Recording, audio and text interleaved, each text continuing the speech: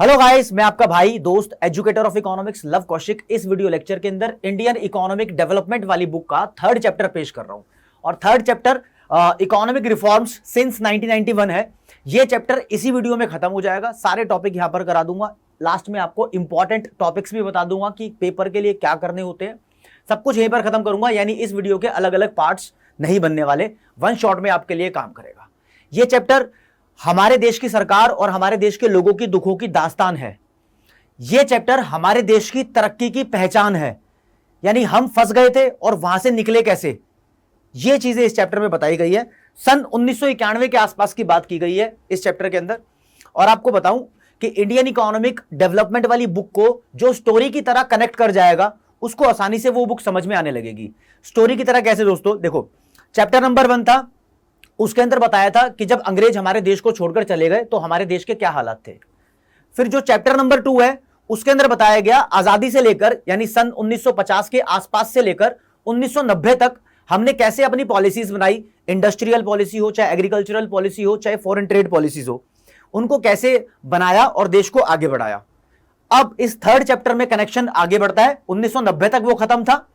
अब 1991 से हमारे देश ने कैसे तरक्की करनी शुरू करी, ये इस चैप्टर में बताया जाएगा। आपके मन में क्वेश्चन जरूर होगा कि हाँ, उसको 1990 पे क्यों खत्म कर दिया, हम 2000 पे खत्म कर सकते थे या 1980 में खत्म कर सकते थे सेकंड चैप्टर को। उसके पीछे स्टोरी है दोस्तों। 1991 में हमारे देश की इकोनॉमिक तरक्की के लिए एक बहुत बड़ा टर्निंग पॉइंट था। हमारे देश की सरकार के साथ बहुत बड़ा नुकसान हुआ, देश के लोगों को बहुत परेशानियां झेलनी पड़ी।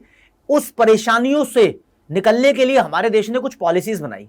जो पॉलिसीज बनाई वो पॉलिसीज इकोनॉमिक रिफॉर्म्स कहलाती हैं। रिफॉर्म का मतलब फ्रेंड्स सिर्फ और सिर्फ सुधार होता है, इंप्रूवमेंट होता है। आपसे रिफॉर्म की डेफिनेशन कोई नहीं पूछने वाला, ठीक है। और जब भी किसी चीज का नाम इकोनॉमिक हो तो इकोनॉमिक का मतलब पैसों से रिलेटेड बात हो रही है, तो मॉनेटरी बातें यहां पर होंगी। तो एक बार देखते हैं कि 1991 में कैसे हमारा देश फंस गया था, और फिर देखेंगे वहां से हमारे देश ने आगे बढ़ने के लिए, उस प्रॉब्लम से निकलने के लिए क्या क्या किया। ठीक है दोस्तों, तो आपको एक बात बताता हूं, यह हमारे देश का 1 रुपए का सिक्का है जो इंडिकेट करता है हमारे देश की मनी करेंसी को। 1991 के अंदर इसकी वैल्यू बहुत कम हो गई थी। यह महंगाई को शो कर रहा था। उस टाइम हमारे देश के अंदर प्राइसेस बढ़ने लगे थे हर चीज के, तो महंगाई आ गई थी। बेसिकली इन्फ्लेशन एक सबूत है कि नॉर्मल जनता को उससे परेशानी हो ही जाती है। फिर साथ में रुपए की वैल्यू के साथ साथ देखो, सरकार की कंपनीज का ग्राफ, जो गवर्नमेंट कंपनीज होती थी उनका ग्राफ गिरने लगा था। तो गवर्नमेंट कंपनी की पुअर परफॉर्मेंस सरकार को नुकसान पहुंचा रही थी। अब गवर्नमेंट कंपनीज कौन सी होती है, ये मैंने आपको सेकंड चैप्टर में बताया था कि इंडस्ट्रियल पॉलिसी रेजोल्यूशन 1956 में सरकार ने 17 इंडस्ट्रीज अपने कंट्रोल में ले ली थी, मतलब उसको कोई नहीं कर सकता। तो वैसी वो वाली इंडस्ट्रीज भी नुकसान में जा रही थी। चाहे आप ये जानने की जरूरत नहीं है कि कौन सी इंडस्ट्री नुकसान में जा रही थी, जानने की जरूरत यह है कि सरकारी कंपनियों को घाटा हो रहा था। उसके साथ साथ सरकारी बजट के अंदर बहुत बड़ी प्रॉब्लम आई। सरकार के जो खर्चे थे वो बहुत ज्यादा थे, एक्सपेंडिचर इधर लिखा है, और जो सरकार को पैसा मिल रहा था, इनकम या रिसिप्ट्स मान लो, जो हम टैक्स के तौर पर सरकार को पैसे देते हैं, वो बहुत कम हो गए थे। यानी सरकार को खर्च ज्यादा करना पड़ रहा था देश के अंदर, और सरकार को टैक्स के रूप में पैसा कम मिल रहा था। तो government was suffering from fiscal deficit. Fiscal deficit friends वो सिचुएशन होती है जब सरकार का टोटल एक्सपेंडिचर ज्यादा होता है सरकार की टोटल रिसिप्ट से। इसके अंदर बोरिंग इंक्लूड नहीं करते, ठीक है। इसके बारे में ज्यादा नॉलेज इस चैप्टर में नहीं देनी है, ना ही डिस्कस करनी है। फिस्कल डेफिसिट की ज्यादा डिटेल गवर्नमेंट बजट वाले चैप्टर में है, जो मैं पहले ही डिस्कस कर चुका हूं। आपके पास प्लेलिस्ट के अंदर वो चैप्टर शामिल होगा। तो सरकार नुकसान में चल रही थी हमारे देश की। ऊपर से हर एक चीज हमारे देश में नहीं बनाई जाती। हमें कुछ चीजों के लिए फॉरेन कंट्री के ऊपर डिपेंडेंट रहना पड़ता है, तो हम कुछ इंपोर्ट कराते हैं। तो यार इंपोर्ट कराने के लिए उनको फॉरेन करेंसी में पेमेंट करनी पड़ती है, और डॉलर सबसे ज्यादा स्ट्रॉन्ग करेंसी है। हमारे देश के पास डॉलर का स्टॉक गिरने लगा था। कुछ लोग कहते हैं कि अगर जो भी हम इंपोर्ट कराते थे उसका, कौन सा कलर यूज करूं यहां पर, ब्लू कलर यूज करके देखता हूं। कहते हैं इंपोर्ट 7 डेज का बिल, 7 डेज तक, मतलब जो भी हम इंपोर्ट कराते हैं उसका जो खर्चा होता है, ये बिल पेमेंट करने के लिए हमारे देश की सरकार के पास पैसे नहीं थे। अच्छा, पेन का कलर यहां पर आपको दिखाई दे रहा, तो 7 डेज इंपोर्ट बिल पे करने के पैसे नहीं थे। कुछ बुक्स में लिखा है कि 10 दिन का इंपोर्ट पेमेंट करने के लिए हमारी सरकार के पास फॉरेन करेंसी नहीं बची थी।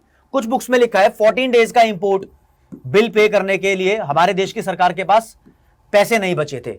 यहां पर हमारे देश के थोड़े टाइम के लिए प्राइम मिनिस्टर बने थे, चंद्रशेखर उनका नाम था, प्रधानमंत्री जी।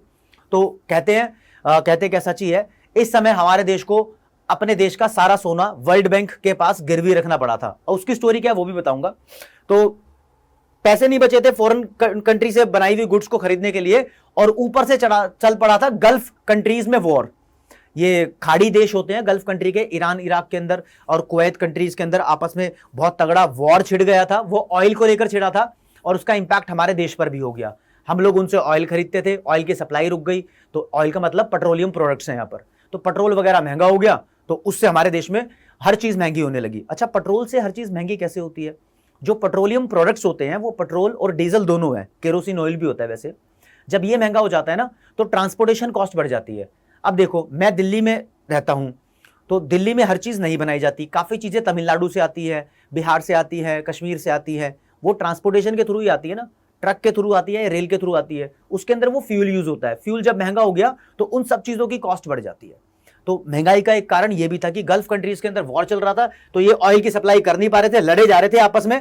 और आप सोचो कि ये गल्फ कंट्रीज कौन सी है, तो गल्फ कंट्रीज आपकी नॉलेज के लिए बता देता हूं, आपको जाननी जरूरी नहीं है। गल्फ कंट्रीज 6 हैं। एक कुवैत, पेन का कलर देखो चेंज करते हैं, फिर दोबारा ब्लैक रखते हैं। कुवैत कंट्री का जो करेंसी है दिनार, वो दुनिया में सबसे महंगा है, 250 रुपए के आसपास का है। बहरीन, कतर, यूएई, ओमान और केएससी के फुल फॉर्म है kingdom of Saudi Arabia. Saudi Arabia है ग्रीन वाला।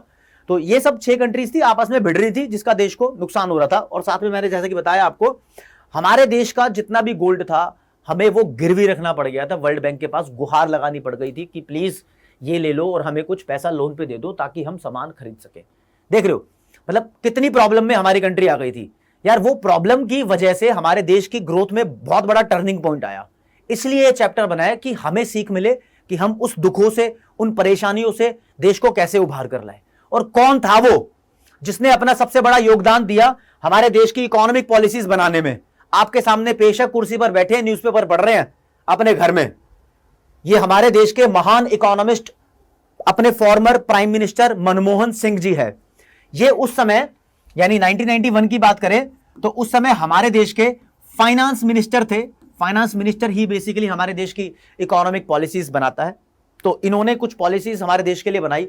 काफी सारे इकोनॉमिस्ट से इन्होंने मिले जुले, संघर्ष किया, और आज जो हमारा देश इस बुनियाद पर पहुंच चुका है, मतलब उस प्रॉब्लम से लेकर अब विदेशों के सामने टक्कर ले रहा है, वो सिर्फ प्रधानमंत्री मनमोहन सिंह की वजह से है। इस टाइम ये फॉर्मर प्रधानमंत्री थे, उस टाइम फाइनेंस मिनिस्टर थे। और इनकी एक डिटेल भी दूं तो 1982 में ये आरबीआई के गवर्नर भी रह चुके हैं। मतलब इनकी डिटेल तो देश के कंट्रीब्यूशन में बहुत ज्यादा है।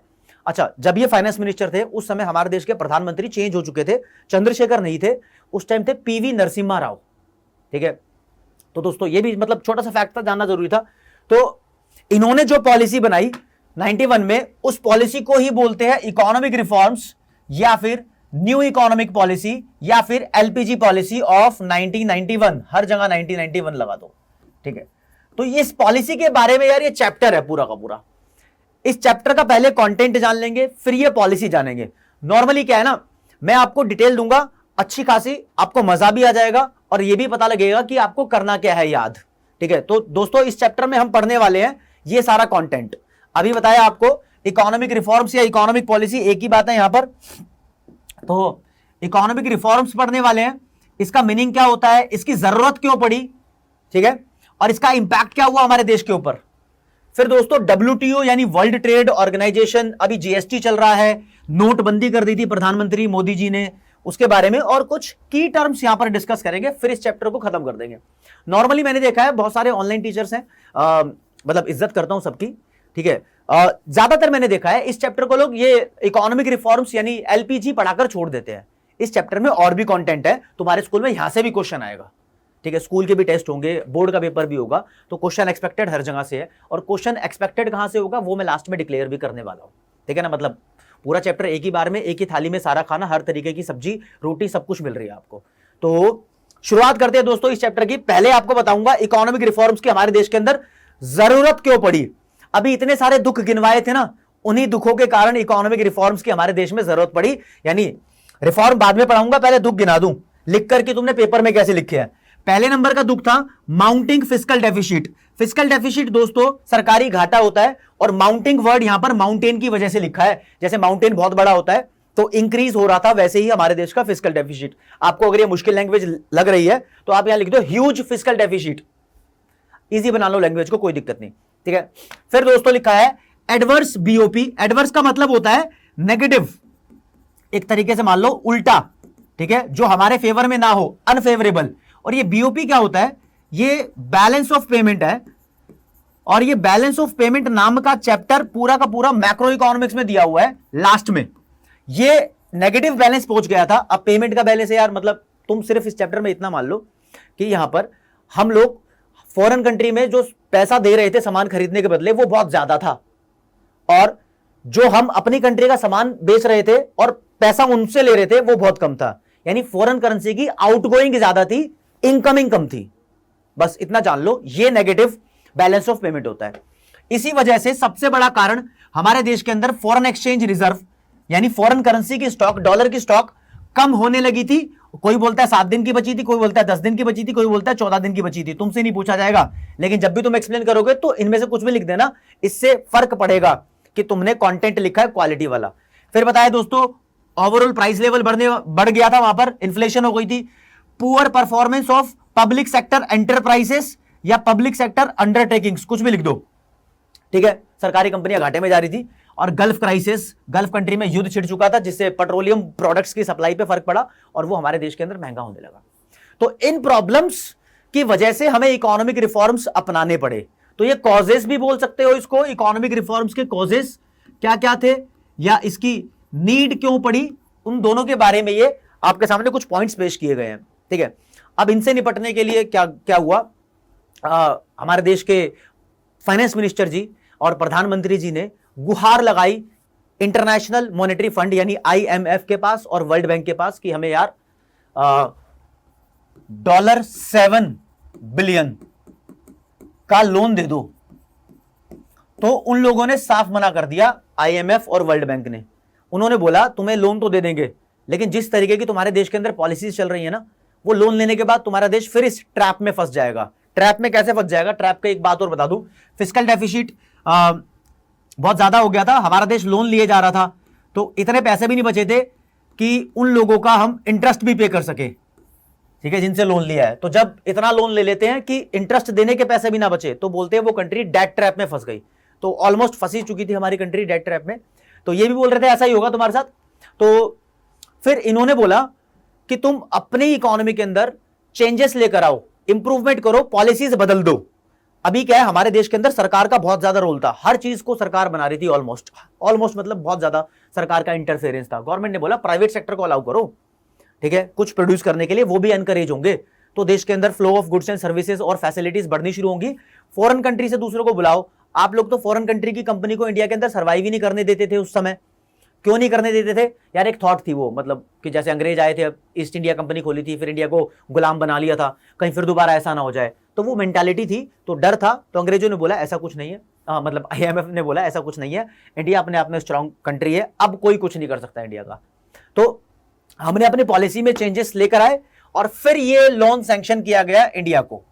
तो यार वो पॉलिसी में चेंजेस क्या थे, तो 2 तरीके के चेंजेस थे। एक तो इन सभी प्रॉब्लम से हैंड टू हैंड सुलटना था, तो कोई शॉर्ट टर्म मेजर्स बनाए, और ये प्रॉब्लम्स हमारे देश में दोबारा ना आए, तो उसके लिए कुछ लॉन्ग टर्म मेजर्स बनाए। तो शॉर्ट टर्म और लॉन्ग टर्म 2 तरीके के सेगमेंट बनाए थे हमारे देश की इकोनॉमिक पॉलिसी में। तो ये 2 तरीके के सेगमेंट, यहां पर पहले सेगमेंट को बोला जाता है स्टेबलाइजेशन मेजर्स। ये शॉर्ट टर्म थे, मतलब फटाफट से टैक्स वगैरह कंट्रोल करना, बीओपी को ठीक करना, प्राइस जो बढ़ रहे हैं उनको ठीक करने के लिए जो मेजर्स लिए गए थे, इनके बारे में डिटेल नहीं जाननी आपको, जितना लिखा वो आपके काम की चीज है। फिर स्ट्रक्चरल एडजस्टमेंट की गई थी, यहां पर लॉन्ग टर्म मेजर्स लिए गए थे लॉन्ग रन के लिए सब कुछ ठीक करने के लिए। इसके अंदर लिबरलाइजेशन, प्राइवेटाइजेशन और ग्लोबलाइजेशन 3 मेन इंस्ट्रूमेंट आते हैं। इसके ही ऊपर पूरे चैप्टर की नींव रखी गई है दोस्तों, तो इसका आप स्क्रीनशॉट ले सकते हैं। अब मैं आपको पढ़ाना शुरू करूंगा एलपीजी यानी लिबरलाइजेशन, प्राइवेटाइजेशन और ग्लोबलाइजेशन के बारे में। तो एक एक करके पढ़ेंगे। इन तीनों में सबसे बड़ा टॉपिक है लिबरलाइजेशन। सबसे पहले लिबरलाइजेशन पढ़ाऊंगा, फिर प्राइवेटाइजेशन और फिर ग्लोबलाइजेशन, ठीक है। तो स्लाइड चेंज करता हूं, आज यार रिमोट नहीं है स्लाइड को चेंज करने का, ठीक है। लिबरलाइजेशन, प्राइवेटाइजेशन, ग्लोबलाइजेशन, ये तीनों कंपोनेंट्स हैं न्यू इकोनॉमिक पॉलिसी के। तो स्क्रीनशॉट इसका भी ले लो। आगे बढ़ जाते हैं। लिबरलाइजेशन के बारे में पहले आपसे बात करूं तो लिबरल होने का वर्ड का मतलब समझ लो। आप लोग स्कूल में जाते हो, स्कूल में काफी सारे तरीके के टीचर्स होते हैं। कोई टीचर होता है बहुत सख्त, स्ट्रिक्ट होता है, धमकाता है, डांटता है, पिटाई भी कर सकता है अगर तुमने होमवर्क नहीं किया या नंबर नहीं आए। कुछ टीचर्स बहुत इजी गोइंग होते हैं, मतलब फन एलिमेंट के साथ पढ़ाते हैं, मजे यारी दोस्ती, पढ़ाते बहुत अच्छा है, ठीक है। तो दोनों तरीके के होते हैं।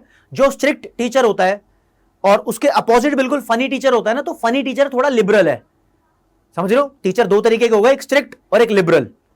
स्ट्रिक्ट वाला सख्त, लिबरल वाला थोड़ा इजी। तो लिबरल का मतलब थोड़ा इजी होता है, थोड़ी सी फ्रीडम प्रोवाइड करने को बोलते हैं लिबरल होना। तो हमारे देश में लिबरलाइजेशन का मतलब यही था कि अब देश के अंदर थोड़ी सी फ्लेक्सिबिलिटी प्रोवाइड करो, फ्रीडम प्रोवाइड करो। जो काम प्राइवेट सेक्टर पहले नहीं कर सकता था, उसको वो काम करने के लिए अलाउ करो। जो रेस्ट्रिक्शंस और पाबंदियां हमारे देश में लगी हुई थी, उन पाबंदियों को जहां तक हो सके मिटा दो, ताकि नए नए बिजनेस देश के अंदर खुलने लगे। तो नए नए बिजनेस खुलेंगे तो नई गुड्स एंड सर्विसेज और फैसिलिटीज बनेगी, और वो बनेगी तो इंडिया का जीडीपी बढ़ेगा, नेशनल इनकम बढ़ेगी, इंडिया की तरक्की होगी, ठीक है। इसलिए लिबरलाइजेशन के मेजर्स लिए गए थे। तो यार यहां पर डेफिनेशन लिखी है, क्या लिखी है, पेन का कलर चेंज कर लेते हैं। हाँ, तो लिखा है liberalisation means removing all unnecessary control and restrictions. Like पहले हर काम को करने के लिए परमिट लेना पड़ता था, लाइसेंस लेना पड़ता था, टैक्स लगते थे, टैरिफ्स, कई कई चीजों पर कोटा फिक्स था, मतलब लिमिट फिक्स थी कि तुम इतना ही प्रोड्यूस कर सकते हो, इतना ही खरीद सकते हो। ऐसी बैरियर्स को देश के अंदर से हटाना लिबरलाइजेशन है। अब इन बैरियर्स को हटाने के लिए 5 कदम लिए गए, 5 चीजें आपको पढ़नी है, उसके बाद लिबरलाइजेशन का कॉन्सेप्ट खत्म हो जाएगा। तो दोस्तों इसका स्क्रीनशॉट ले लो आप, और मैं आपको वो 5 चीजें बताता हूं। यहां पर हेडिंग दी हुई है इकोनॉमिक रिफॉर्म्स अंडर लिबरलाइजेशन। अच्छा तुम बोलोगे सर लिबरलाइजेशन में जेड है, एस होना चाहिए था। एस लिखो या जेड लिखो, कोई फर्क नहीं पड़ता, बात एक ही है, ठीक है ना। ये 5 रिफॉर्म्स है दोस्तों। पहला इंडस्ट्रियल सेक्टर रिफॉर्म, दूसरा फाइनेंशियल या फिर बैंकिंग सेक्टर के रिफॉर्म्स, तीसरा फिस्कल या फिर टैक्स रिफॉर्म्स बोलते हैं, चौथे नंबर पे फॉरेन करेंसी या फॉरेन एक्सचेंज के रिफॉर्म्स, और 5वें नंबर पे फॉरेन ट्रेड रिफॉर्म्स। अभी इसका स्क्रीनशॉट आप ले सकते हो, मैं कंटेंट के सामने नहीं आ रहा हूं वैसे, ठीक है। अभी इन 5 रिफॉर्म्स को एक एक करके पढ़ाऊंगा। हर एक रिफॉर्म में लगभग 2 से 3 पॉइंट्स हैं जो आपको याद रखने हैं, मतलब क्या क्या चीजें करी गई थी। ये डिटेल है यार, ये डीप नॉलेज है जो आपको होनी चाहिए। उस टाइम ऐसा क्या कर दिया था, सच्चाई बात आपको बताऊं, 1991 से पहले सारे काम लगभग सरकार कर रही थी।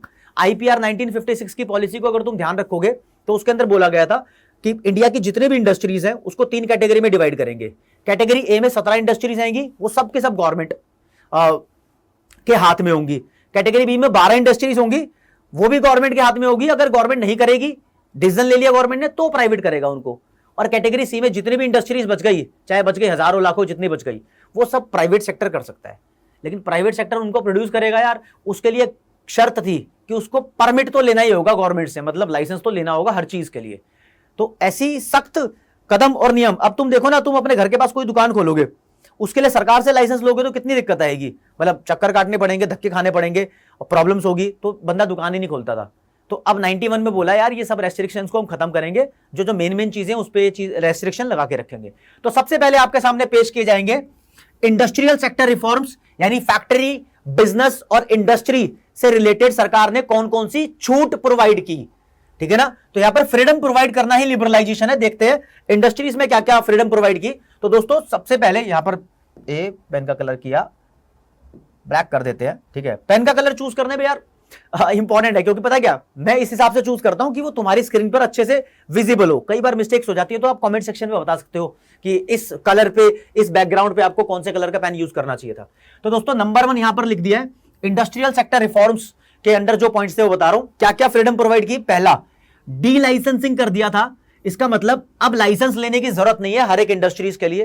पहले हर एक इंडस्ट्रीज के लिए लाइसेंस लेने की जरूरत पड़ती थी। अब सरकार ने बोला 5 इंडस्ट्रीज हैं, इसके लिए लाइसेंस लेना है, बाकी सबके लिए नहीं लेना। 5 कौन सी थी वो भी बताऊंगा। फिर सरकार ने पहले बोला था कि भाई 17 इंडस्ट्रीज हैं कैटेगरी में ए में, ये हम प्रोड्यूस करेंगे, ये सामान हम बनाएंगे, कोई नहीं बना सकता। लेकिन 91 में क्या किया सरकार ने, बोला 17 से इसको 8 कर देते हैं। अब 91 के बाद एक और अपडेट आई थी 2010 के अंदर, सरकार ने बोला हम 3 इंडस्ट्रीज में ही अपना कदम रखेंगे, बाकी सब प्राइवेट सेक्टर कर सकता है। तो अब सरकार के हाथ में 100% तरीके से 3 इंडस्ट्रीज हैं। एक तो रेलवे है, एटॉमिक पावर है और डिफेंस इक्विपमेंट्स है, आर्म्स एंड एमुनिशन, वो गोली बम हथियार वाला, ये भी बताऊंगा अभी आगे लिख के। हमारी सरकार ने एक बहुत बड़ा कदम उठाया कि MRTP एक्ट बना हुआ था 1969 में, monopoly restrictive and trade practice act इसके फुल फॉर्म है, आपसे नहीं पूछी जाएगी। इसको एबोलिश कर दिया, मतलब इसको खत्म कर दिया। 2002 के अंदर कंपटीशन एक्ट आया था। हाँ, 2002 में यहां पर सरकार ने कंपटीशन एक्ट पेश किया था इसको रिप्लेस करने के लिए। कंपटीशन मैंने शॉर्ट में लिख दिया, और इसके अंदर अमेंडमेंट भी की गई थी बाद में। खैर अमेंडमेंट तुम्हें नहीं जाननी, इस एक्ट को इस वाले एक्ट से रिप्लेस कर दिया था। कंपटीशन की स्पिरिट जगाने की कोशिश की थी, वो ज्यादा बेटर था। इसमें से आप 2 ही पॉइंट करके चले जाओगे, काफी है, इतने ही जानने काफी है। तो अब बताता हूं आपको कि किस किस इंडस्ट्रीज के लिए अब लाइसेंस की जरूरत है। ये एक फन फैक्ट भी है, अच्छा फैक्ट भी है, दूसरों से आपको अलग भी करेगा। अपने फ्रेंड्स या पेरेंट्स से डिस्कस कर सकते हो। क्या आपको पता है कि कौन सी 5 इंडस्ट्रीज के लिए इंडिया में अभी भी लाइसेंस लेना पड़ता है? तो दोस्तों पहले नंबर पे है अल्कोहलिक ड्रिंक्स, बियर, दारू जो भी बनाते हैं उनको लाइसेंस लेने की जरूरत है, ऐसे नहीं बना सकता कोई भी। फिर कुछ हैजार्डियस केमिकल हैं, उनको बनाने के लिए लाइसेंस लेने की जरूरत है। मतलब लाइसेंस का मतलब होता है सरकार से परमिशन लेनी पड़ेगी, और उसके अंदर बहुत चक्कर खाने पड़ते हैं, गवर्नमेंट के डिपार्टमेंट में धक्के खाने पड़ते हैं। कहते हैं लोग बिना रिश्वत के नहीं मिलती ये चीजें, लेकिन देखने को आ रही है न्यूज में, बाकी कुछ नहीं। मैं क्यों अपने ऊपर इल्जाम लूं। टोबैको प्रोडक्ट्स यानी सिगरेट वगैरह, गुटखा, पान, खैनी, रजनीगंधा, कदमों में दुनिया, जुबा केसरी हो रही है आजकल, तो सारे एक्टर वैक्टर लगे हुए हैं। तो जो भी कंपनी इसको बनाएगी तो उसको लाइसेंस लेना पड़ेगा सरकार से। कुछ डिफेंस इक्विपमेंट्स बनाने के लिए सरकार से लाइसेंस लेना है। ये डिफेंस इक्विपमेंट्स कुछ लिमिटेड है जो बना सकते हैं, बाकी सब सरकारी बनाएगी, वो भी बताऊंगा अभी। और 5वें नंबर पे इंडस्ट्रियल एक्सप्लोसिव, यानी बम वगैरह छोटे से होते हैं जो इंडस्ट्रीज के काम आते हैं। जैसे कि कोई बिल्डिंग नहीं टूट रही है तो गवर्नमेंट कभी कभी बोल देती है बम उड़ा दो यहाँ पर, मतलब टूट जाएगी, फिर वो आसान करने के लिए काम को। तो वैसे एक्सप्लोसिव्स बनाने के लिए लाइसेंस चाहिए, हर कोई नहीं बना सकता। तो आप स्क्रीनशॉट ले सकते हैं कि नॉलेज की बात है ये, ठीक है। अब सरकार 3 चीजें जो अपने हाथ में रखी हुई है, एटॉमिक एनर्जी जिससे एटॉम बम बनता है, वैसे तो और भी यूज है इसके। इंडिया में रेलवे 100% सरकार की है, प्राइवेट सेक्टर में नहीं है। कोई बोले कि प्राइवेट रेल चल रही है, नहीं चल रही, मेट्रो है वो। और जो भी दूसरी रेल के बारे में अफवाहें उड़ रही है वो दूसरी पार्टनरशिप सिस्टम है, लेकिन 100% रेलवे अभी भी इंडियन गवर्नमेंट के हाथ में है। फिर डिफेंस इक्विपमेंट्स सरकार के हाथ में है, यहां पर यह ज्यादा लिखना अच्छा रहेगा, आर्म्स एंड एमुनिशन अभी भी सरकार के हाथ में है, ठीक है ना। गोला बारूद, टैंक वैंक, ये सब सरकार के हाथ में है, ठीक है। आप, मैं बोल भी रहा हूं तो आप देख भी सकते हो। तो दोस्तों वापस जाता हूं पीछे स्लाइड पे। ये देखो मैंने बताया था 5 पॉइंट कराऊंगा लिबरलाइजेशन के, यहां पर हमारा पहला पॉइंट खत्म हुआ है। अब करेंगे फाइनेंशियल सेक्टर रिफॉर्म्स यानी बैंकिंग रिफॉर्म्स। तो बैंकिंग रिफॉर्म की स्लाइड यहां पर लगा देता हूं। आज यार स्लाइड का रिमोट खो गया तो मेरे को ऐसे मुड़ना पड़ रहा है पीछे बार बार, आपसे डायरेक्ट इंटरेक्शन नहीं हो पा रही है इस वीडियो के अंदर। जैसे कि मैं हाथ में ऐसे रिमोट लेता था और ऐसे चेंज कर देता था तो पीछे अपने आप ही चेंज हो जाता था, लेकिन आज मुझे वहां पर बटन प्रेस करना पड़ रहा है। वहां बटन भी होता है, मतलब उसको बार बार प्रेस करके स्लाइड चेंज होती है। तो फाइनेंशियल सेक्टर की पहले बात करते हैं। फाइनेंशियल सेक्टर का मतलब होता है इंश्योरेंस कंपनीज या बैंक्स या शेयर मार्केट, यहां पर पैसों की बात होती है। तो यहां पर कुछ रिफॉर्म यानी सुधार किए गए थे। पहला सुधार यह था कि 1991 से पहले रिजर्व बैंक ऑफ इंडिया, जो कि हमारे देश का सेंट्रल बैंक पहले भी था और आज भी है, वो शेयर मार्केट हो, चाहे इंश्योरेंस मार्केट हो, चाहे फॉरेन करेंसी की मार्केट हो, चाहे बैंकिंग सेक्टर हो, सबको कंट्रोल कर रहा था। तो यार वहां पर एक बैंक को अगर दूसरी ब्रांच भी खोलनी हो ना अपनी, तो आरबीआई से परमिशन लेनी पड़ती थी। परमिशन लेने का झंझट है यार, आरबीआई अपना बिजी है, परमिशन लेट देगा या फिर कुछ और रूल्स बना देगा, तो ऐसे बड़ा मुश्किल हो जाता था एक और ब्रांच खोलने का। तो 91 में डिक्लेयर किया गया कि आरबीआई का रोल हम कर देंगे चेंज कैसे करेंगे? आरबीआई को पहले रेगुलेटर बनाया था, रेगुलेटर का मतलब होता है जो कंट्रोल करता है, अब इसको फैसिलिटेटर बना दिया। फैसिलिटेटर बनाने का मतलब अब ये फैसिलिटीज प्रोवाइड करेगा, ज्यादा परमिशन लेने की जरूरत नहीं है बैंक्स वगैरह को आरबीआई से। अब एक बैंक को नई ब्रांच खोलनी होती है तो आरबीआई से परमिशन लेने की जरूरत नहीं है।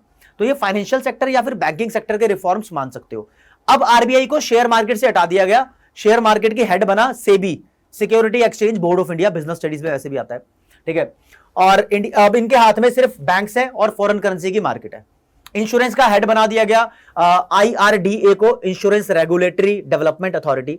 जो बोल रहा हूं मुझसे फुल फॉर्म आपको करने की जरूरत नहीं है, बस ज्ञान की बातें हैं, ठीक है। जो लिख रहा हूं वो काम की बातें हैं।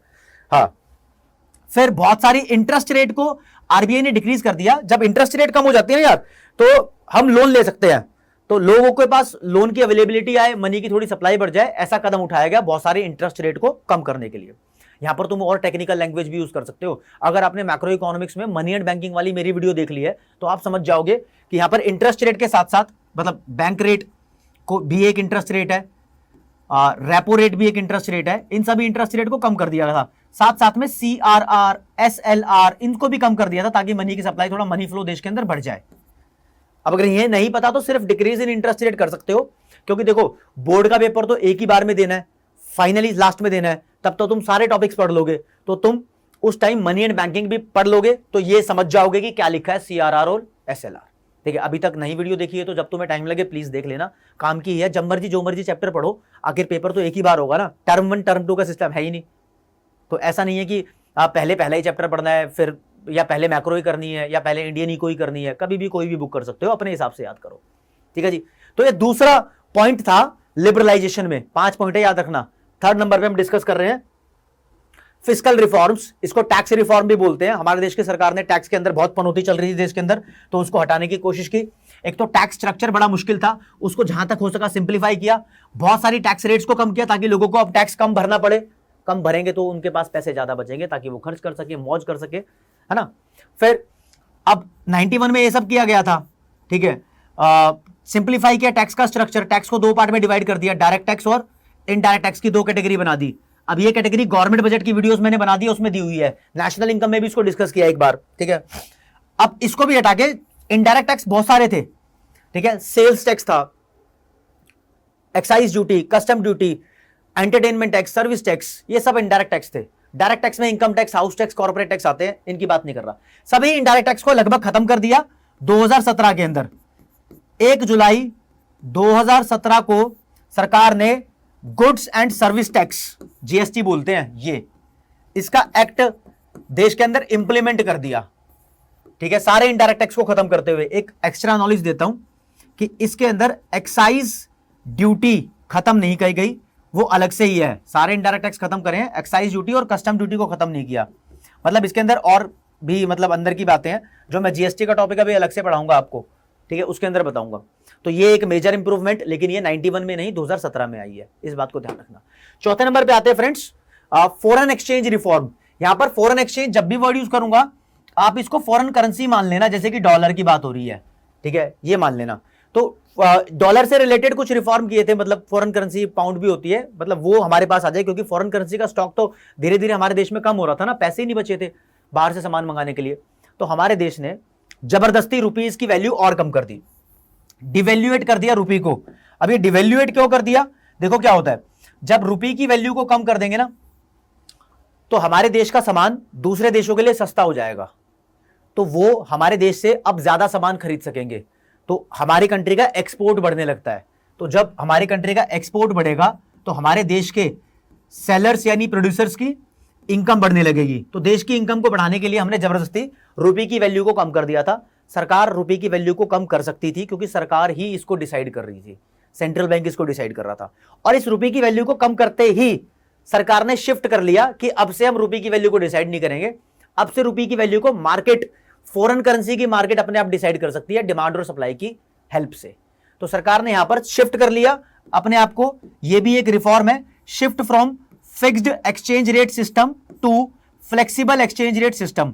फिक्स्ड एक्सचेंज रेट सिस्टम और फ्लेक्सिबल एक्सचेंज रेट सिस्टम क्या होते हैं, ये मैक्रो इकोनॉमिक्स के लास्ट वाली यूनिट के अंदर बता रखा है। वैसे तो मैं बता दूं, पहले फिक्स्ड एक्सचेंज रेट सिस्टम चलता था जिसके अंदर सरकार ये डिसाइड करेगी कि डॉलर और रुपीस एक दूसरे में कितने रुपए में एक्सचेंज होंगे, यानी कितने रुपए का डॉलर आएगा। अब 91 के बाद मार्केट खुद ब खुद डिमांड और सप्लाई की हेल्प से डिसाइड करती थी। अब वो बहुत बड़ा कॉम्प्लेक्स प्रोसेस है, उसी चैप्टर में पढ़ेंगे, यहां उसको बताने नहीं बैठूंगा। ठीक है, अब उसको भी अपडेट करके इंप्रूव कर दिया है। फ्लेक्सिबल को फ्लोटिंग एक्सचेंज रेट सिस्टम भी बोलते हैं।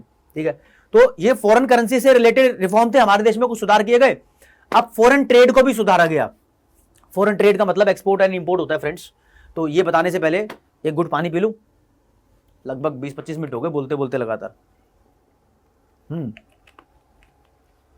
ये देखो टैंकर्स वगैरह पोर्ट्स के पास बनाए हुए हैं, इनमें कंटेनर्स हैं, इनमें सामान रखा होता है, एक्सपोर्ट इंपोर्ट होता है यहाँ से।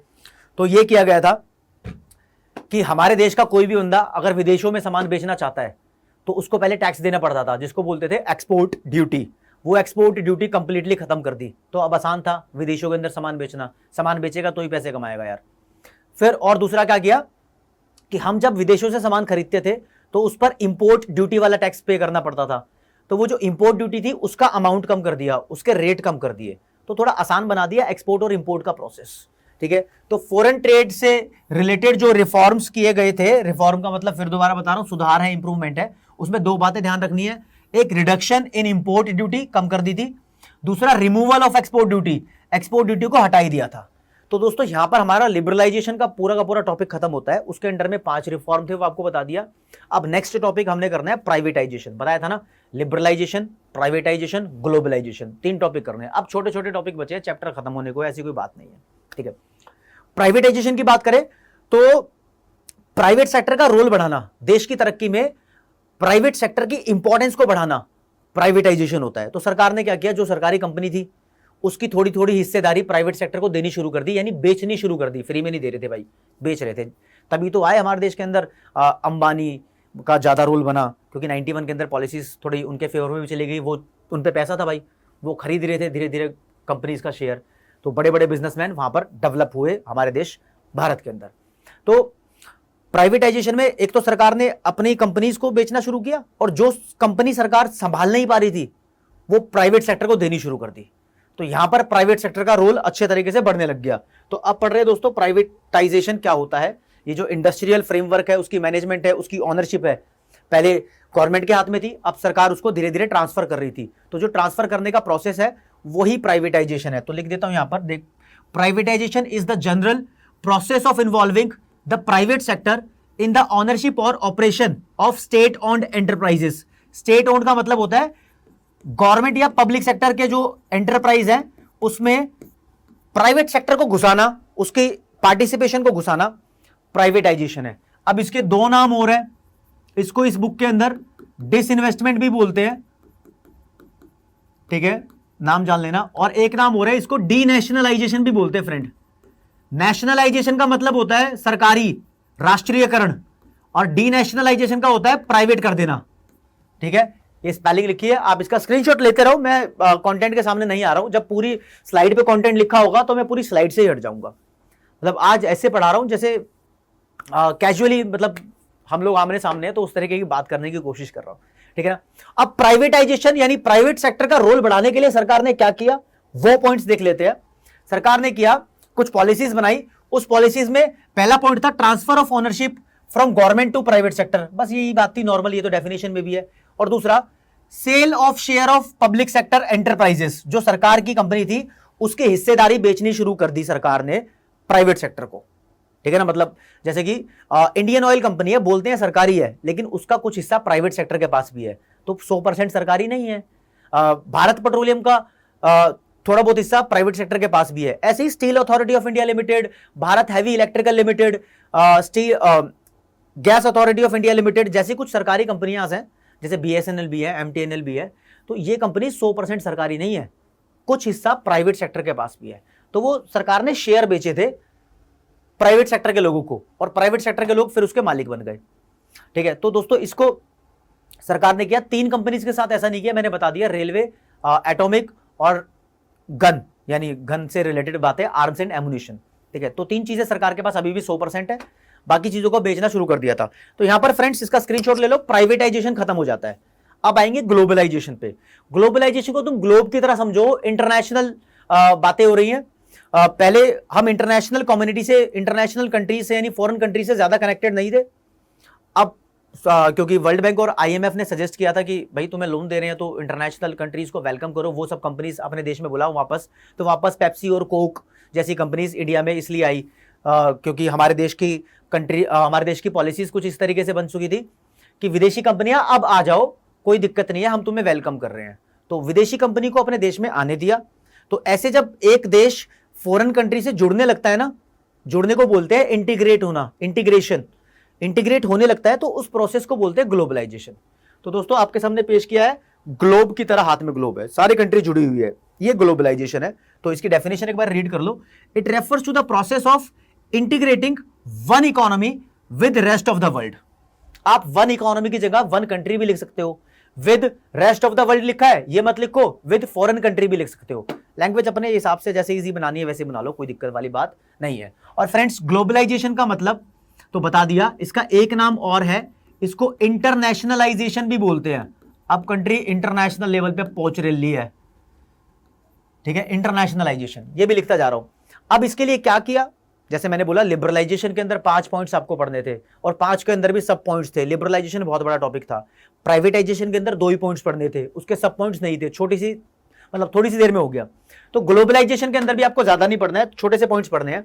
ग्लोबलाइजेशन को प्रमोट करने के लिए जो हमारे देश ने पॉलिसी बनाई, उसमें बोला कि पहले विदेशी कंपनी अगर हमारे देश में इन्वेस्ट करती थी तो उसकी एक लिमिट डिसाइड कर रखी थी। अब उस लिमिट को बढ़ा दिया। तो क्या किया देखो, increase in the limit of foreign investment. Foreigners अब हमारे देश के अंदर ज्यादा इन्वेस्टमेंट कर सकते हैं। अब वो कितनी लिमिट थी यार, हर सेक्टर के लिए अलग अलग थी। मतलब इंश्योरेंस कंपनीज में कितना इन्वेस्ट कर सकते हैं, बैंक सेक्टर में कितना इन्वेस्ट कर सकते हैं, कोई कंज्यूमर ड्यूरेबल्स वाली कंपनी है तो उसमें कितना इन्वेस्ट कर सकते हैं। तो वो डिटेल आपको जाननी नहीं है, ठीक है ना। फिर पार्शियल कन्वर्टिबिलिटी स्टार्ट हो गई। ये इंपॉर्टेंट वर्ड है। पार्शियल कन्वर्टिबिलिटी क्या होता है, देखो आपको बताता हूं। डॉलर को, अभी आपके पास डॉलर है तो आप किसी मनी एक्सचेंज वाले के पास जाके उसको रुपये में कन्वर्ट करा सकते हो, करा सकते हो।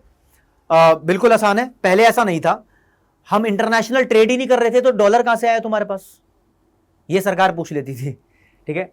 तो मतलब लिमिटेड कर रहे थे तो अब बताना जरूरी था। आप डॉलर को रुपीज में कन्वर्ट नहीं करा सकते थे। तो बोला कुछ ट्रांजैक्शन ऐसे हैं कि जो आप करोगे फॉरेन कंट्री के साथ तो उन ट्रांजैक्शन से जो डॉलर आएगा आप उसको रुपये में कन्वर्ट करा सकते हो आसानी से। वो ट्रांजैक्शंस को बोलते हैं करंट अकाउंट के ट्रांजैक्शंस। हमारे देश है ना जो फॉरेन कंट्री के साथ ट्रेड करता है उससे रिलेटेड 2 अकाउंट बनाता है, एक करंट अकाउंट और एक कैपिटल अकाउंट। ये मैक्रो इकोनॉमिक्स में बताया जाएगा लास्ट वाले चैप्टर में, बीओपी में। लेकिन जो करंट अकाउंट के कंपोनेंट से जो भी ट्रांजैक्शन हुआ है उसके पैसे को हम डॉलर में कन्वर्ट करा सकते थे, कैपिटल अकाउंट के को नहीं, ठीक है। तब तक सिर्फ यही था, अब तो वो भी हो गया, सब कुछ कन्वर्ट करा सकते हो। और रिडक्शन इन टैरिफ्स, टैरिफ और टैक्स सेम बात है, बस टैरिफ तब वर्ड यूज करते हैं जब इंटरनेशनल ट्रेड की बात होती है। एक्सपोर्ट और इंपोर्ट पे जो टैक्स लगता है उसको टैरिफ बोलते हैं। तो वो टैरिफ धीरे धीरे कम कर दिया सरकार ने, कम कर दिया तो भाई एक्सपोर्ट और इंपोर्ट थोड़े सस्ते हो गए और इंटरनेशनल रिलेशंस बढ़ने शुरू हो गए। यहां पर ग्लोबलाइजेशन खत्म है। अब ग्लोबलाइजेशन का एक मेन आउटकम था कि बाहर की कंपनियां तो इंडिया में आनी शुरू हो गई थी। अब जब मैं ये वीडियो बना रहा हूं तो बहुत टाइम हो गया, अब इंडियन सेक्टर के अंदर विदेशी कंपनियां आने लगी हैं। मैंने देखा, न्यूज़ के अंदर देखा काफ़ी महीने पहले कि टेस्ला कंपनी जो इलॉन मस्क की है, अभी उन्होंने ट्विटर खरीद लिया, सोशल मीडिया नेटवर्क है बहुत बड़ा। तो टेस्ला कंपनी इंडिया में आ रही है और वो कंपनी कार बनाती है। कार कैसी बनाती है, इलेक्ट्रिक कार भी बनाती है और ऑटो पायलट मोड वाली कार भी बनाती है। मतलब अपने आप कार को डायरेक्शन मिल जाती है, सब कुछ मिल जाता है। वो कंपनी मान लो इंडिया में आएगी, तो क्या उस कंपनी ने अपना ऑफिस खोलना होगा। उस ऑफिस में कौन कौन लोग चाहिए होंगे, इंजीनियर्स चाहिए होंगे जो कार को बनाएंगे, प्रोड्यूसर्स चाहिए होंगे, कुछ उसके अंदर एडवर्टीजमेंट करने के लिए चाहिए होंगे, कस्टमर कॉल के लिए कॉलर्स चाहिए होंगे, सिक्योरिटी गार्ड भी चाहिए होंगे, कंपनी पे कोई केस होता है तो वकील भी चाहिए होंगे, कंपनी के पैसों को संभालने के लिए अकाउंटेंट भी चाहिए होगा। तो क्या एलोन मस्क इतने सारे बंदे लेकर आएगा अमेरिका से इंडिया में? ऐसा नहीं करता वो क्या करता है, मेन बंदे ले आएगा जो कार बनाना जानते हैं। बाकी सारे जो छोटे छोटे काम है, लाइक कॉलिंग का काम, अकाउंटिंग का काम, लॉयर की सर्विसेज या सिक्योरिटी गार्ड जैसी सर्विसेज, ये इंडिया के बंदों से ही करवा लेगा। तो बस यही काम होता है। जब एक कंपनी बाहर से आती है तो मेन काम तो वो कर लेती है, लेकिन कुछ काम बाहर उसी कंट्री के लोगों को दे देती है। तो उस कंट्री के लोगों को काम देना बोलते हैं आउटसोर्सिंग, यानी वो बाहर सोर्स कर दिया उसने। तो ऐसी कुछ एक्टिविटीज बाहर की कंपनियां इंडिया में आती है तो इंडियन से कराती है, तो इससे हमारे देश के अंदर एम्प्लॉयमेंट बढ़ जाती है फ्रेंड्स। तो आउटसोर्सिंग आपके सामने नेक्स्ट टॉपिक है। इसकी डेफिनेशन तो मैं आपको बता ही चुका हूं, ये क्या होता है, पढ़ लेते हैं एक बार। It is an outcome of globalization. Outcome का मतलब रिजल्ट, ग्लोबलाइजेशन की वजह से ये हुआ है।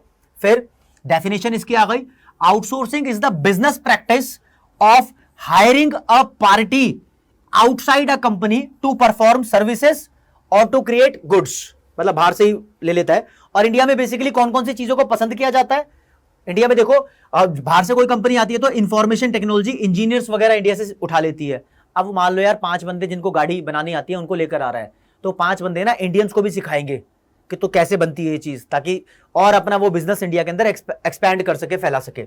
इंडिया की बैंकिंग सर्विसेज, इंडिया के अंदर अकाउंट खुलवाते हैं, इंडिया के सीए हायर करते हैं, इंडिया के बीपीओ बिजनेस प्रोसेस आउटसोर्सिंग होते हैं, नॉलेज प्रोसेस आउटसोर्सिंग होते हैं। इनको मान लो तुम एक तरीके से कॉल सेंटर वगैरह ही, ऐसी सर्विसेज इंडिया से उठाते हैं।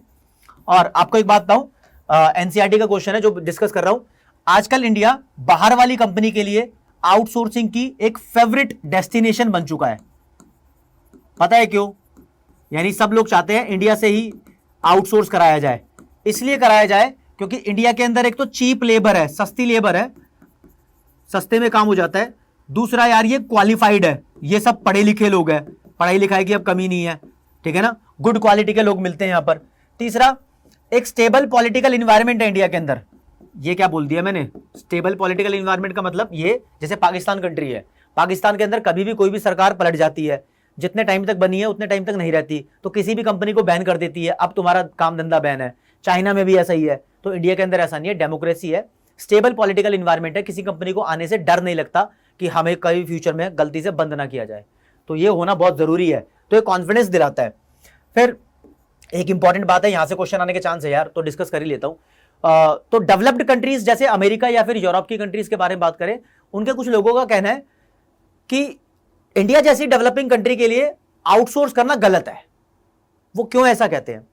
क्योंकि उनका कहना है कि आउटसोर्सिंग से जो एम्प्लॉयमेंट जनरेट होती है वो डेवलपिंग कंट्री के अंदर हो जाती है, डेवलप्ड कंट्री के अंदर नहीं हो रही है, तो हम उनका पैसा लेकर आ रहे हैं। सच में लेकर आ रहे हैं, ये चीज तो इंडिया के लिए फायदा है आउटसोर्सिंग। तो ऐसा हो भी रहा है भारत के अंदर, बहुत सारी फॉरेन कंपनीज एस्टैब्लिश हो चुकी हैं, पेप्सी भी देखो, कोका कोला भी देखो, टेस्ला भी आ रही है, कार की बहुत सारी फॉरेन कंपनीज हैं इंडिया के अंदर, ठीक है। तो दोस्तों यहां पर आउटसोर्सिंग को भी खत्म करते हैं। एग्जांपल पूछ सकता है, फेवरेट डेस्टिनेशन क्यों है आउटसोर्सिंग, ये पूछ सकता है, और या ये पूछ सकता है कि फॉरेनर्स क्यों अपोज कर रहे हैं कि डेवलपिंग कंट्री के अंदर आउटसोर्सिंग नहीं होनी चाहिए। तो इसके बाद मैंने आपको वादा किया था कि मैं आपको जीएसटी पढ़ाऊंगा। तो जीएसटी की full form goods and service tax है, ठीक है। ये goods and service act India के अंदर 2017 में लागू हुआ। ये होता क्या है? देखो होता क्या है, आपकी एक कंपनी है, मान लो वो पेन बनाती है, जो पेन आपके हाथ में या स्कूल में पेपर लिख के आओगे तो जिस पेन से लिखोगे उसको ही अज्यूम कर लो, ठीक है। मानो कि वो पेन आप मार्केट में 10 रुपए का बेचते हो, आप बेचते हो सपोज कर लो, लेकिन उस पेन को बनाने के लिए आपने रॉ मटेरियल तो खरीदा होगा, प्लास्टिक भी खरीदी होगी या मेटल का पेन होगा, इंक परचेज करी होगी। तो मानो इस पेन को बनाने के लिए आपने 7 रुपए का सामान खरीदा और मार्केट में इसको 10 रुपए का बेच दिया, तो आप बोल रहे हो कि आपने 3 रुपए कमा लिए। दोस्तों ये 3 रुपए वैल्यू एडेड होता है, वैल्यू एडेड, समझ रहे हो? तो ये इस वैल्यू एडेड के ऊपर हम सरकार को जो इनडायरेक्ट टैक्स पे करते हैं उसका नाम है जीएसटी। तो जीएसटी की डेफिनेशन कोई पूछ ले तो it is the tax imposed on the value added, यानी ना तो हमें 10 रुपए का सामान बेचा है उस पर टैक्स देना है, ना 7 रुपए का खरीदा था उस पर टैक्स देना है, बस जितने पैसे हमने बीच में घुसा दिए उसके ऊपर टैक्स देना है। सबके साथ ऐसा ही है, ठीक है। इस टैक्स सिस्टम में इनपुट टैक्स क्रेडिट मिलता है, मतलब बहुत सारे बेनिफिट्स है। इसकी इतनी डिटेल में आपको जानना नहीं है क्योंकि जीएसटी आपके पास डिटेल में नहीं है, ठीक है। इतना जान लो कि जीएसटी कब लॉन्च हुआ था और इसकी डेफिनेशन क्या है। और जीएसटी लगभग 17 इनडायरेक्ट टैक्सेस को खत्म करने के बाद इंडिया में आया था, मतलब इन सबका मिक्सचर है। 17 इनडायरेक्ट टैक्सेस को खत्म किया गया था। एक्साइज ड्यूटी, कस्टम ड्यूटी इसके अंदर खत्म नहीं की गई है कंप्लीट तरीके से। इसकी टैक्स रेट्स किस स्लैब के अंदर है, बहुत सारी बुक्स के अंदर दिया हुआ है कि ये 0%, 5%, 12%, ये भी नहीं पढ़नी है क्योंकि ये बार बार चेंज होती रहती है। तो तुम्हारा पेपर बनेगा तो उसमें कौन सी रेट लिखनी होगी वो नहीं पूछी जाएगी आपसे, चेंज होती रहती है, गवर्नमेंट बार बार चेंज कर रही है, अभी भी सही से इसको स्टेबल नहीं कर पाई है। हालांकि जीएसटी से गवर्नमेंट का टैक्स कलेक्शन तो बड़ा है, सरकार के पास टैक्स से अच्छा पैसा आ रहा है। और एक बात कहूं, आपको जानना है कि यार सबसे पहले जीएसटी पूरे वर्ल्ड के अंदर फ्रांस के अंदर लागू किया गया था, लेकिन फ्रांस कंट्री का मॉडल इंडिया ने कॉपी नहीं किया है। इंडिया ने कनाडा कंट्री के अंदर जो जीएसटी का मॉडल हो रहा था उस मॉडल को कॉपी किया है और अपने देश में लागू किया है। ये छोटी सी बात भी आपको जाननी जरूरी थी। तो दोस्तों इतना ही जीएसटी के बारे में जानना है आपको, बस आगे बढ़ते हैं। अच्छा, जीएसटी का एक बेनिफिट हो रहा है, अब जीएसटी से टैक्स की चोरी नहीं होती, मतलब टैक्स की चोरी अब कम हो गई है और टैक्स का सिस्टम बहुत सिंप्लीफाई हो गया है। अच्छा, अब मैंने वादा किया था कि आपको डीमोनेटाइजेशन यानी नोटबंदी भी पढ़ाऊंगा। तो दोस्तों 8 नवंबर 2016 को हमारे देश के प्रधानमंत्री मोदी जी ने रात को 8 बजे ऑनलाइन आके बोल दिया था अब हमारे देश के अंदर 500 रुपए के और 1000 रुपए के पुराने नोट नहीं चलेंगे, बंद कर दिया था। इसी बात को बोलते हैं नोटबंदी। फिर इन्होंने 500 रुपए का नया नोट लेकर आए और 1000 को बंद करके नया नोट 2000 का लेकर आए, नई करेंसी को लॉन्च भी किया गया। क्या नोटबंदी ये पहली बार हुई थी? नहीं, पहली बार नहीं हुई थी, 3 बार हो चुकी है हमारी कंट्री के अंदर नोटबंदी। एक बार आजादी से पहले 10,000 का नोट बंद किया गया था, फिर उसके बाद 5,000 का नोट भी था, वो भी बंद किया गया था, ठीक है। और अब ये नोट बंद कर दिए। ऐसा क्यों किया हमारे देश की सरकार ने? यार ऐसा इसलिए किया क्योंकि लग रहा था कि टेरर फंडिंग हो रही है, टेररिस्ट को पैसा जा रहा है, तो टेरर फंडिंग रोकने के लिए कि नया पैसा चला जाएगा, मतलब लॉन्च कर देंगे तो फिर उसको शुरू से ट्रैक कर सकेंगे, टेररिस्ट तक इसको पहुंचने नहीं देंगे। ऐसा सोचा था हमारे देश की सरकार ने, क्योंकि टेररिस्ट के पास ऑलरेडी किसी ना किसी तरीके से पैसा पहुंच चुका था, पुराना बंद ही कर दिया, कहानी खत्म, ठीक है। तो टेरर फंडिंग यानी, और दूसरा ब्लैक मनी को रोकने के लिए अब लोगों ने डिस्क्लोज कर दिया उनके पास कितना पैसा है।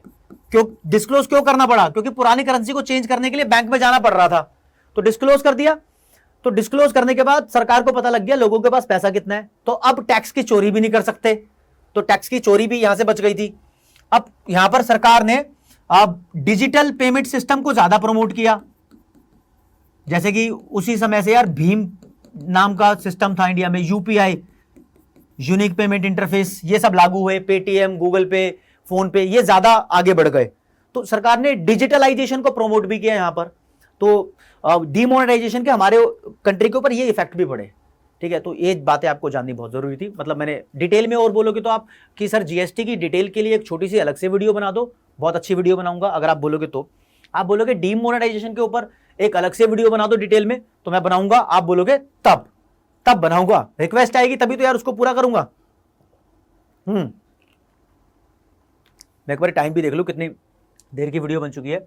ये लगभग 40 मिनट पार कर चुकी है वीडियो, मतलब इतना भी इसको बोरिंग बनाना नहीं चाहूंगा। इसको खत्म करूंगा ये बताकर कि मैंने वादा भी किया था आपसे कि WTO बताऊंगा और इंपॉर्टेंट टॉपिक्स बताऊंगा। इंपॉर्टेंट टॉपिक बताने वाला हूं, इस चैप्टर के करने क्या है, करा तो बहुत कुछ दिया।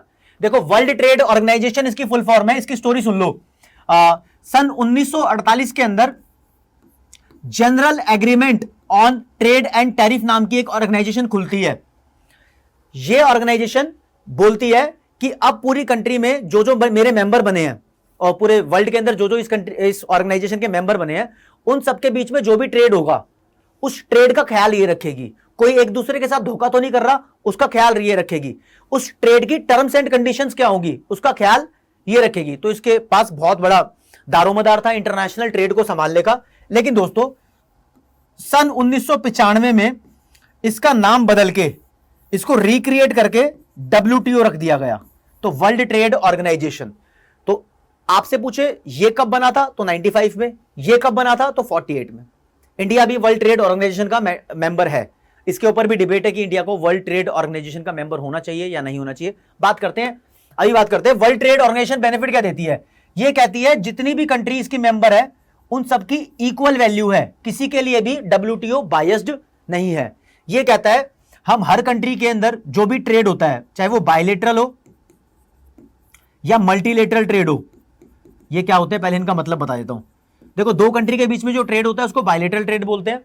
दो से ज्यादा 3, 4, 5, 6 कंट्री के बीच में जो ट्रेड हो रहा है उसको मल्टीलेटरल ट्रेड बोलते हैं। तो ये की टर्म्स है जो आपको जाननी है, ठीक है।